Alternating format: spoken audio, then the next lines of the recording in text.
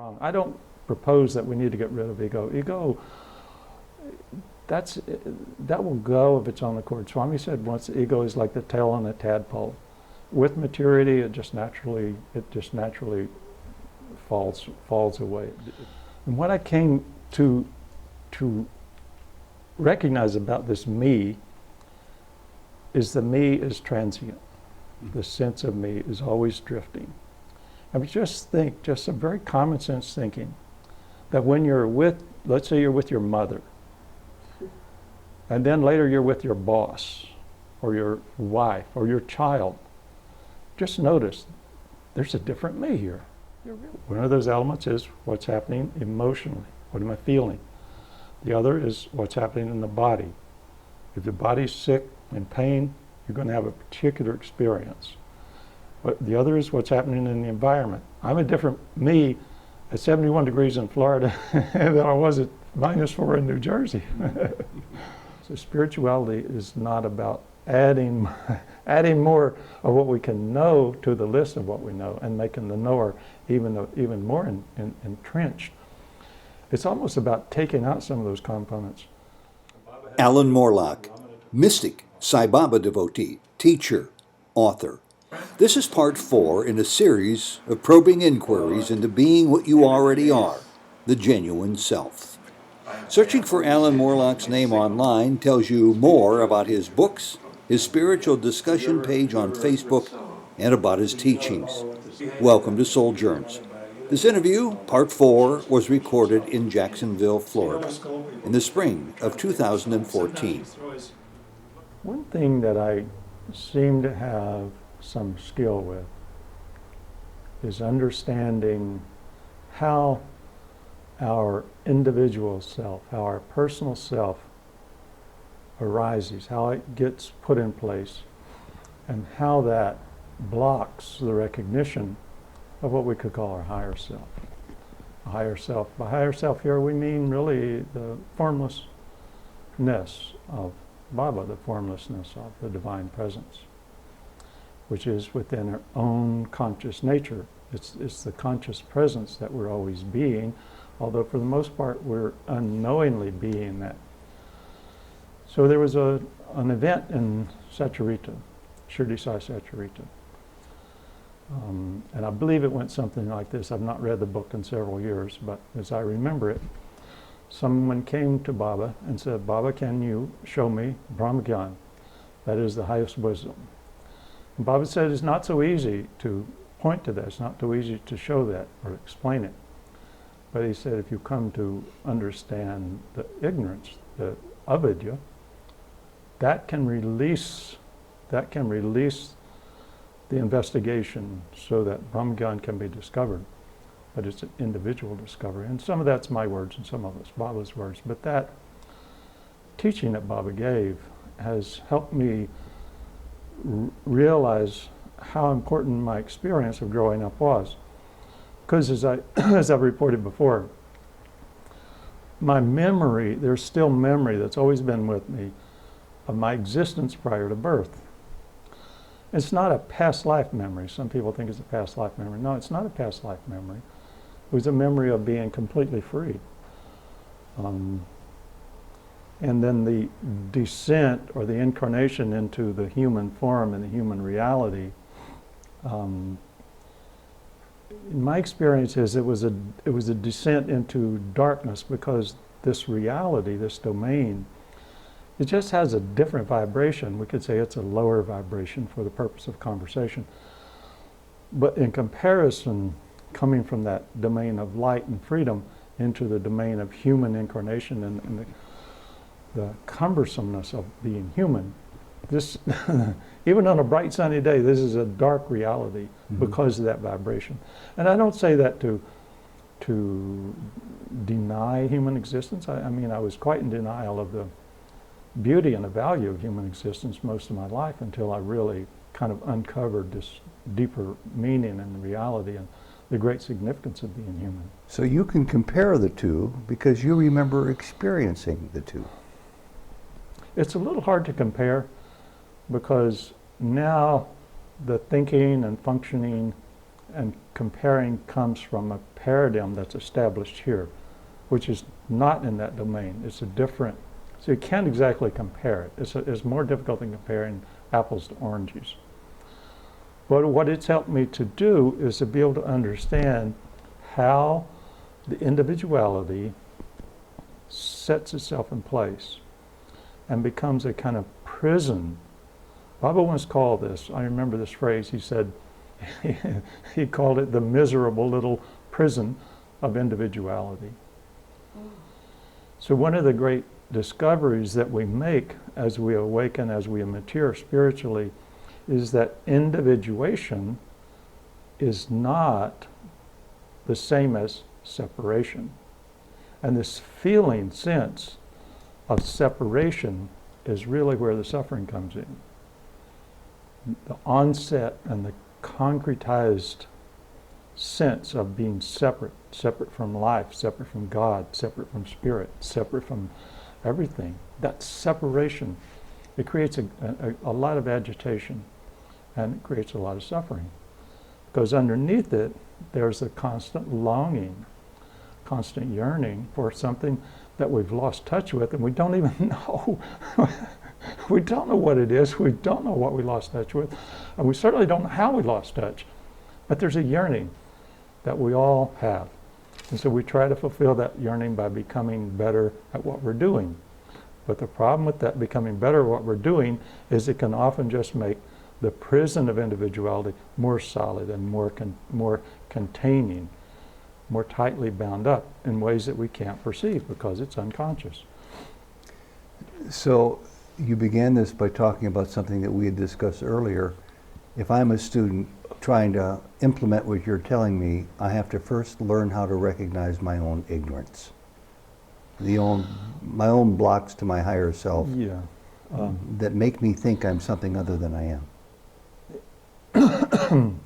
I don't particularly like the word ignorance. I mean, we translate Sanskrit words into English, and it never works out fully. So the word avidya just means the absence of the great knowledge here. This is the way I'm interpreting it here. Now, I hope I don't, hope I don't get a lot of Sanskrit scholars, because they're going to understand this much more than I do. I use the words according to my experience and my interpretation. So it's just, the avidya is just the non-activated capacity to recognize the wisdom, the vidya. So, first of all, let me talk about one way in which I saw this. See, when I was 3-4 years old and this happened, what seemed to be happening to me, I could sense how it felt like I was being hypnotized by all the people and events around me and the interpretations. I felt like I was being hypnotized, and I felt how I could feel how that hypnotic effect was causing me to lose touch or lose the memory of my a priori nature. What I was as an existing presence prior to birth. Now, there's a lot of language in there that doesn't work. A lot of things I'm saying are butchering the whole thing, but you know, what can we do? We have to work with language as best we can. And it's both a really valuable tool, and it also has its own burn to it, you know. Because the problem with words is when we speak a word or a phrase, we're pushing away a lot of other things that we actually would like to include. So there's an exclusivity to words. So language is difficult, but My guess using language is that you would have, which is readily apparent to me, many advantages that I don't have. But one in particular that's concrete is your stated awareness of life prior to human birth. I don't have that to draw from. So how would I or anybody else like me better approach this deeper understanding? Okay, what we're talking about right now is the way in which the avidya gets put in place.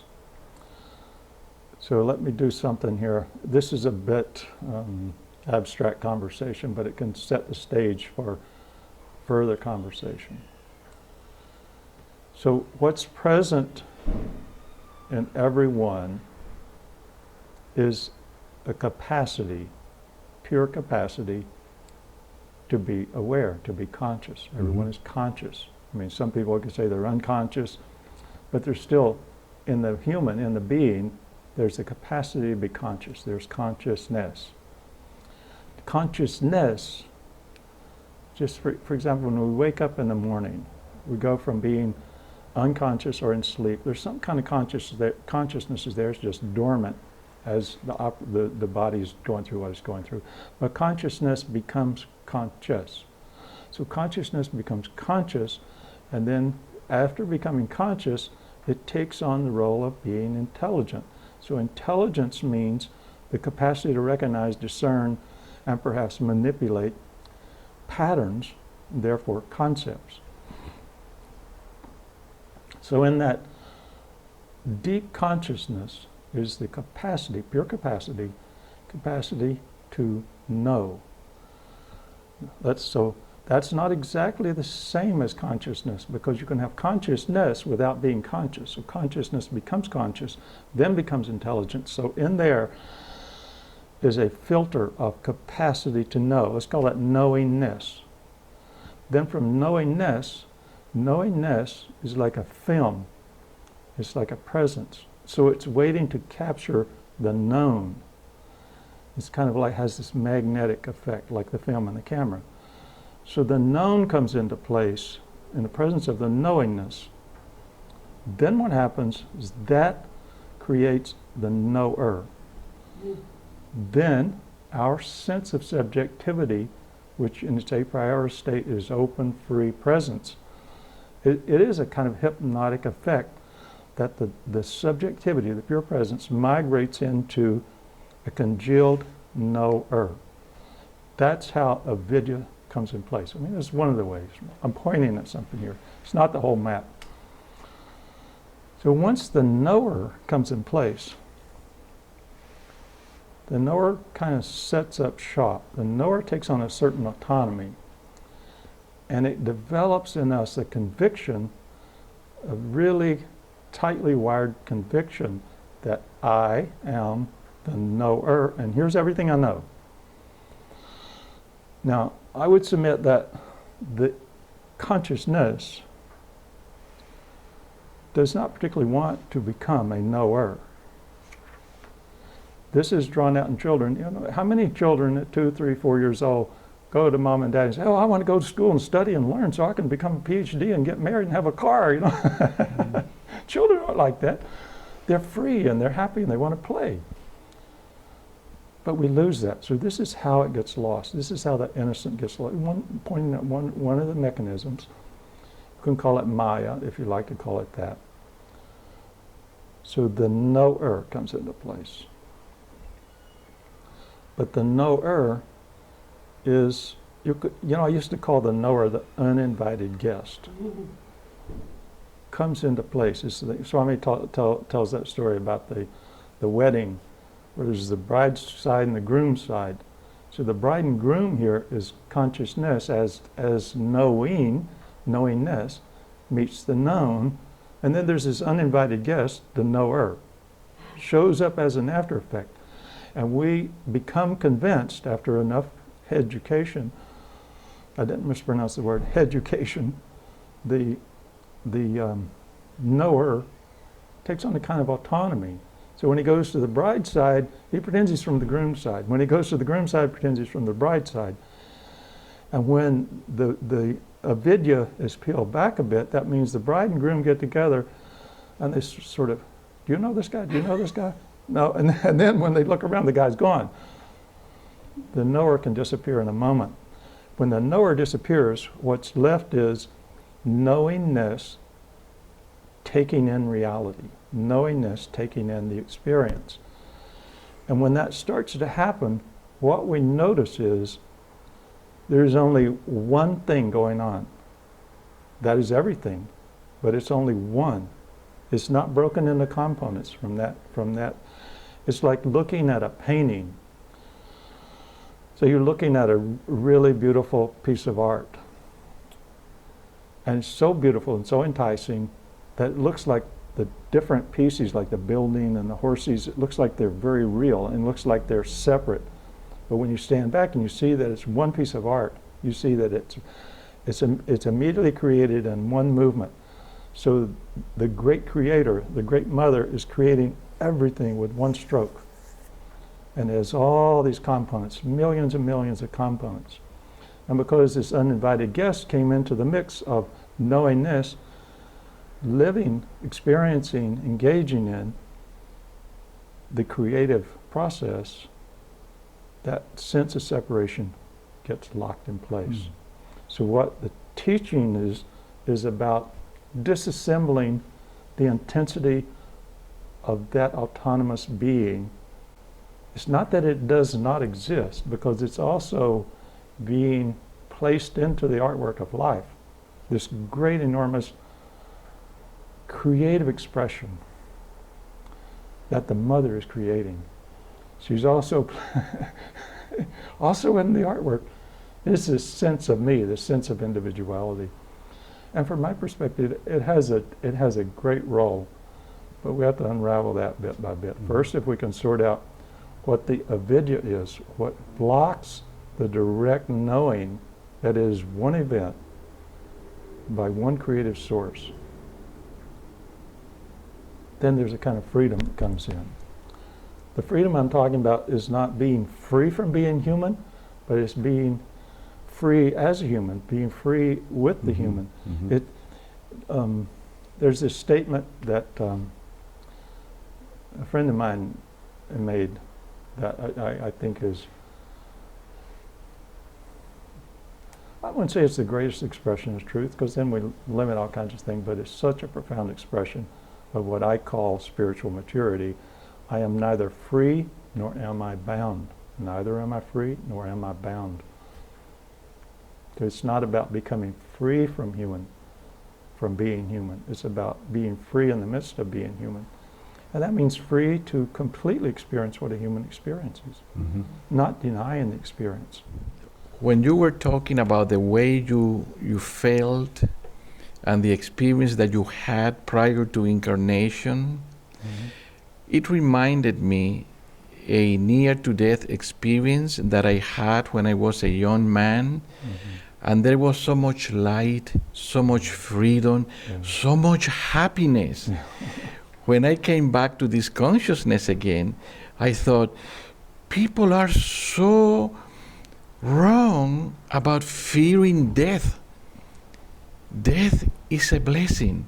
It's a happiness, complete happiness. So I wanted to make that comment because when you mentioned that you have those memories, it reminded me of that brief moments that I also had when I was very ill, almost dying. Yeah, it's a great blessing that you've had that. And any kind of experience like that can really transform your life and the way you interpret life. So let me give one example of what I'm talking about by how the knower comes into place. First day I went to school, I've told this many times, but not on this video. First day I went to school, the teacher had a chalkboard. This was a very primitive school. This is when you were 6 or so. Well, I was about 6, yeah. So the teacher had a chalkboard, and with some chalk, she's making scratch marks on the board. And then she began to explain that those scratch marks meant something. So she wrote C-A-T and explained that that was a cat. Now, up until that moment, I had no idea, no way of figuring out what scratch marks on a board would mean. I'd never even seen a chalkboard before. And I was the first kid in the class to figure it out, to understand, oh, that means cat. First, Now, from that moment till this day, I cannot look at that C-A-T without knowing it means cat. So as soon as that teaching took place, the knower came up. I know cat. So then I was given all kinds of pats on the back and attaboys and, wow, you're smart, you've learned. So my system was like, wow, I like this attention, I like this love thing.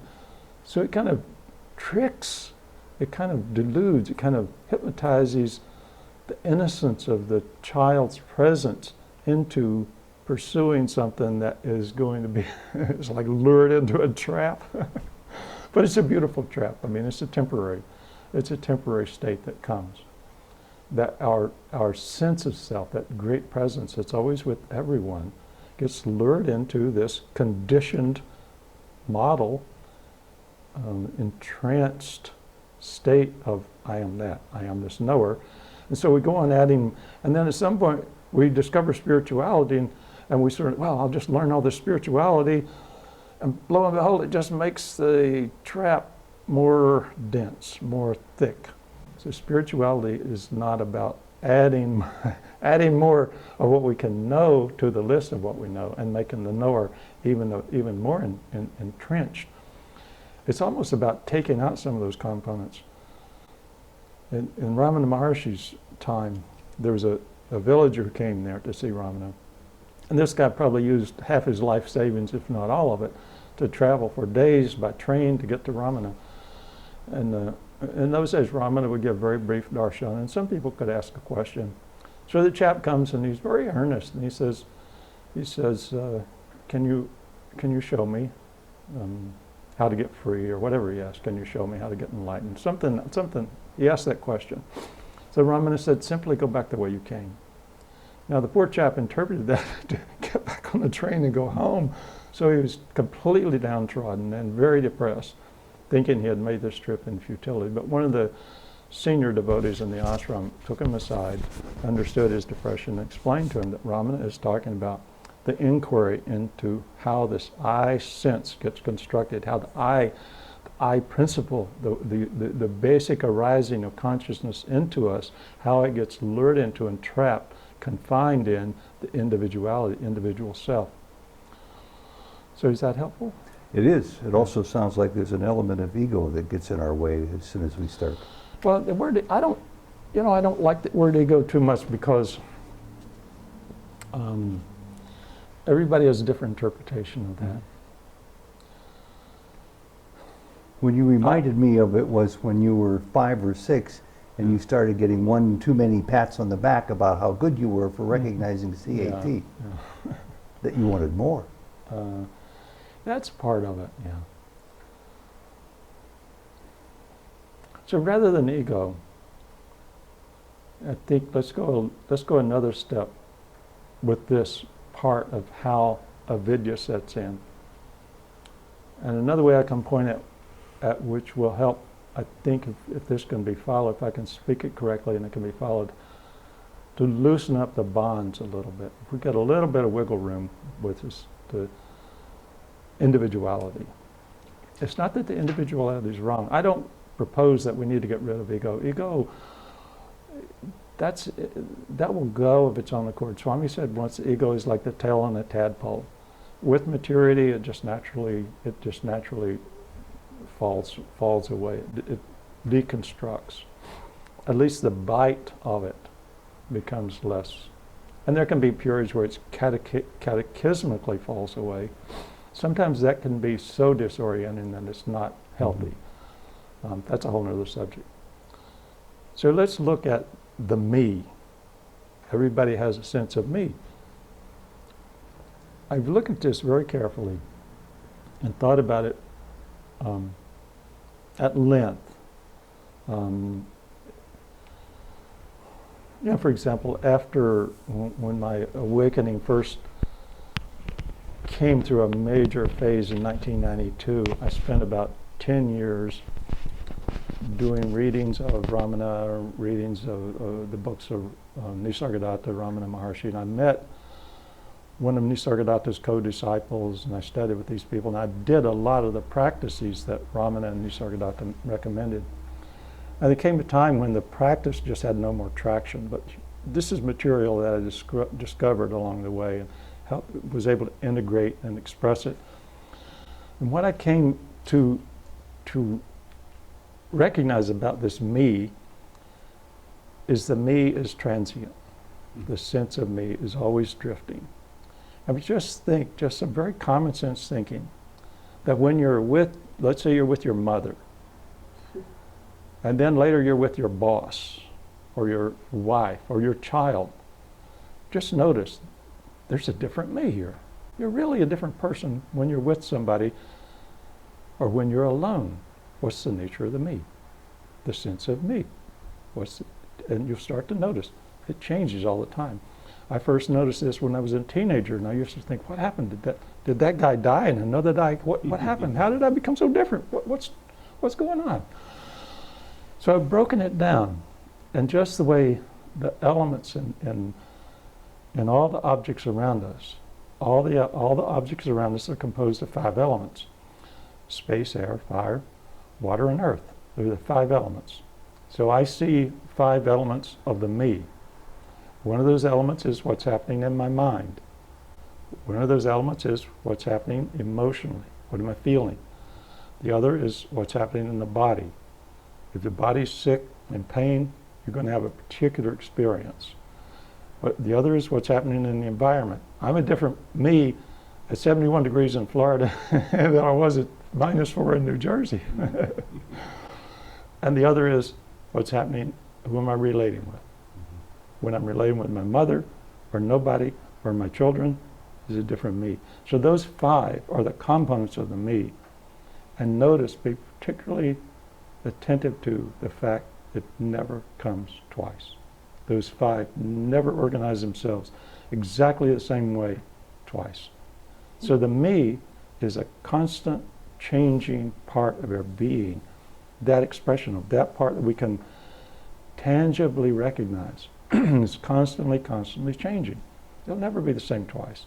Body is aging, mind is always learning or forgetting, feelings are always changing, the moon is changing, the stars, the planets, everything's changing. So the me is a moment-to-moment phenomenon. And yet we've unconsciously, it's not so much unconscious, it's one of the big factors in this is assumptions that are not examined. Unexamined assumptions are very powerful. They're so assumed to be so that we don't look at them.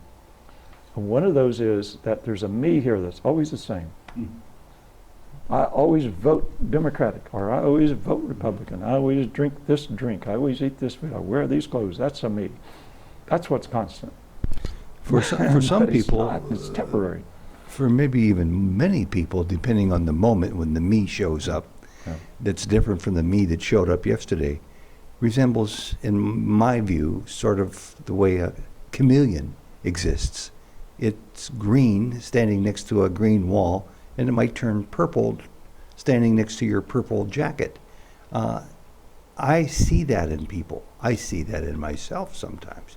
And I don't see it so much as the me changing as much as the outside of the me blending in, wanting to blend in with what's next to me. Is that a sign of a person's weakness of self-understanding, or is that a natural component, perhaps? I don't exactly understand the question. You just talked about the me, the difference. Right. It shows up differently. I'm talking about the person who changes colors depending on if he's next to a person who's hot-blooded versus a person who's cold-blooded in the next room. Well, there's a lot of ways we can look at that.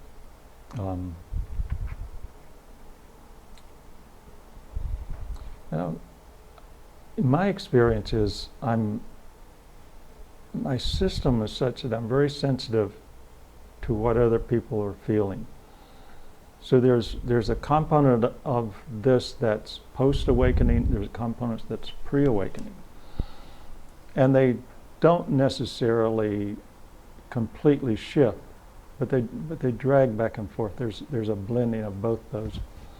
The post-awakening, the pre-awakening component of, I think, what you're talking about, part of that can be unconscious drives that were unfulfilled in early childhood, and we're still trying to fulfill those. I've known people who pursue with all their time and attention, they pursue financial career, success in business. And when you go really deep into their psyche, what you find is their father didn't show them approval as a child, and they're trying to fill in that blank space that didn't get met as a child. spend their whole life trying to fill in something that wasn't given to a 4-year-old child. Father just didn't acknowledge and approve them, or mother. So I see that happening a lot. Trying to fill in vacancies in early childhood development. So it's good to have a little knowledge and do some study around early childhood development. I've done very little, but I recognize some of this. And there's another component of it, you could say post-awakening, but it can show up in pre-awakening, which is that there's much more sensitivity in the system. Our system easily picks up whatever is going on around us. You know, I remember in my case when in the early 90s, there'd be times when my system would be so sensitive. I remember walking across a lawn and get a sudden pain in my shoulder, and I'd look and there'd be a broken limb hanging in a tree, and that was the pain of the tree. I felt it in my body. A lot of experiences like that. And I still have a certain amount of that sensitivity, and an awful lot of people do. Because the deeper truth is, there's only one presence here in this. There's only one presence here. There's one thing going on, and it's the structure. You could say it's the Shakti structured within the domain of Shiva. Shiva being consciousness, and Shakti being the expression, or the energetic presence. So, what can happen is, if we don't develop a kind of discernment with this, and this has been my experience, it took me a long time and a lot of pain to sort this out. I can walk by somebody and just their whole energetic felt sense of reality migrates into my system. It's like I just pick it up. And then if I'm not careful to clarify, I start to think that's who I am. And I'll conjure up ways to justify what I'm feeling, but the real feeling came from someone else. It was someone else's feeling, and I just kind of picked it up in a passing, like secondhand smoke. Secondhand karma, is there such a thing? There must be. Yeah, there is something. I know this happens. And it became really clear to me when I was having lunch one day, and I'd ordered some Chinese food, opened up the fortune cookie, and I read the fortune. I don't remember what it said. I wish I did. As soon as I read that fortune cookie, I knew it was a message from Bob. I knew something was up. And then I started to remember all this pain I was having around a connection with a friend. And it became really clear to me. I was suffering from their karmas. And all I had done is I allowed it to creep into my own identity structure. And then I saw that's what's happening.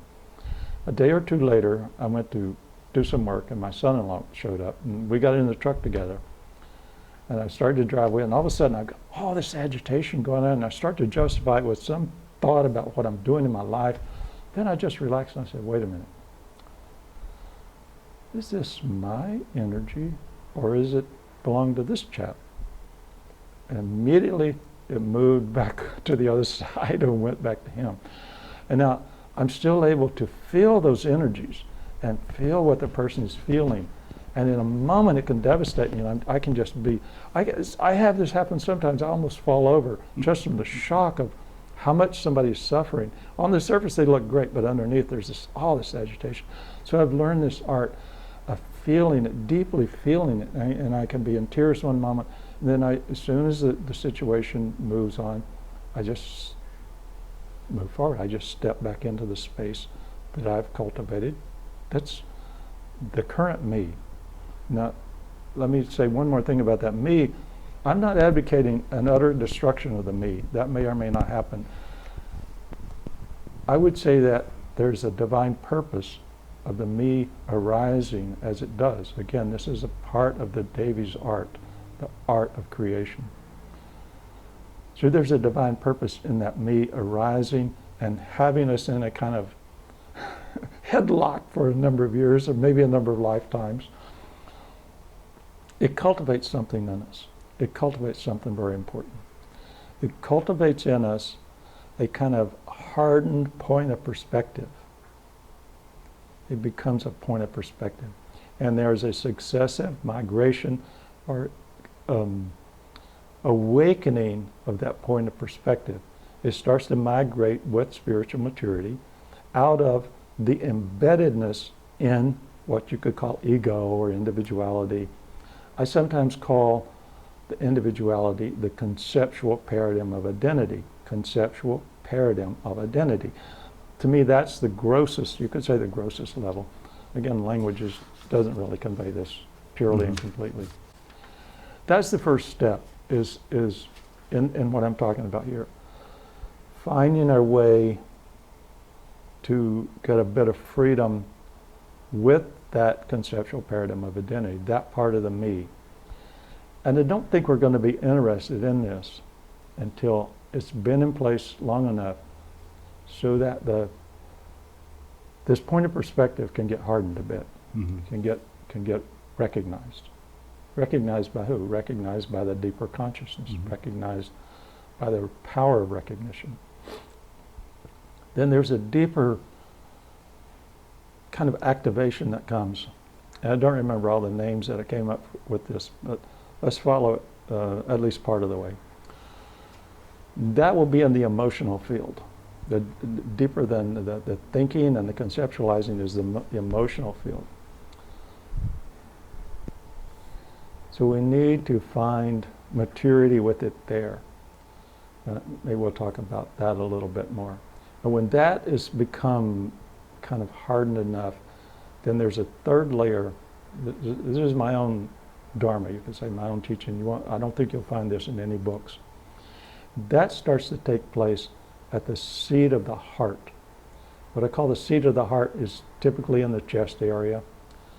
Ramana Maharshi talked about the heart as being on the right side of the chest. Paramahansa Ramakrishna said it was on the left side. So my guess is because it's the infinite consciousness, the omnipresent consciousness, it can set up shop pretty much wherever is the most suitable place, body, even outside the body, I don't know.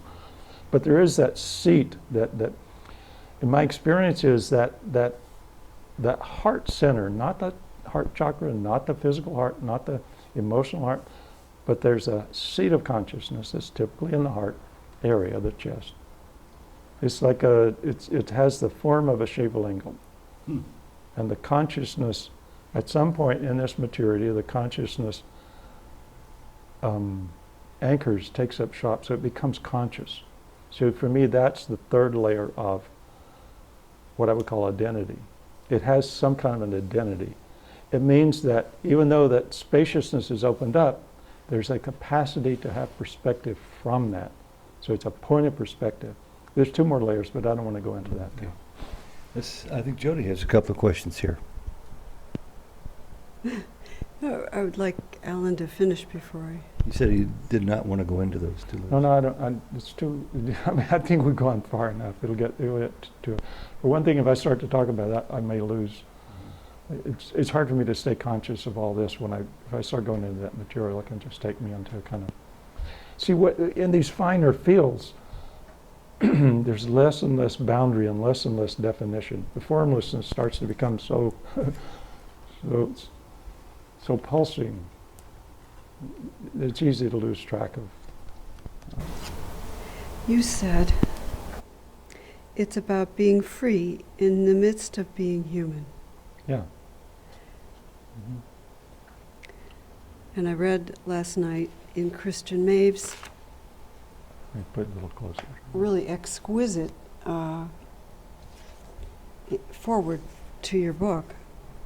He said, the human quest is truly fulfilled when one brings that higher consciousness and love back into this world and fully integrates it into and as one's broken, finite human self, which includes the limited, ephemeral toil of daily existence. This, of course, is the highest Christian revelation in a nutshell. It is to live fully the non-duality between the transcendent and the finite in oneself, to have become one with Christ in both his glory and his suffering. That's by Christian. I didn't write that well. But is that what you mean? When you said a minute ago, Yeah. it's about being free in the midst of being human. Yeah. And So that kind of freedom means I'm free to be human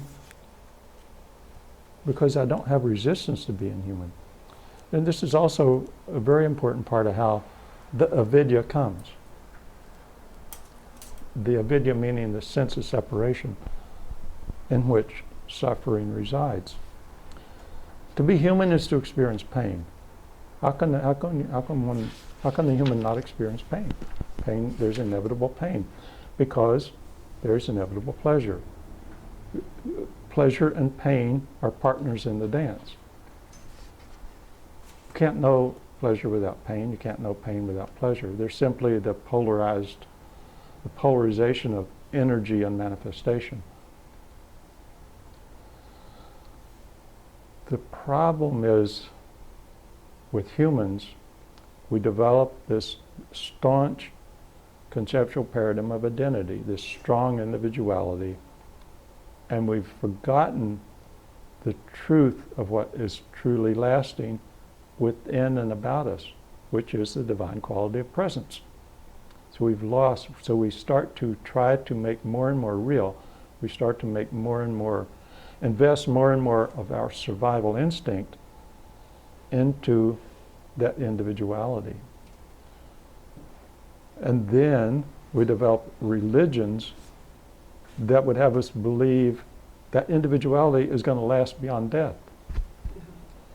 And then the stakes become even higher, because now we're not just fighting over my house or my income or my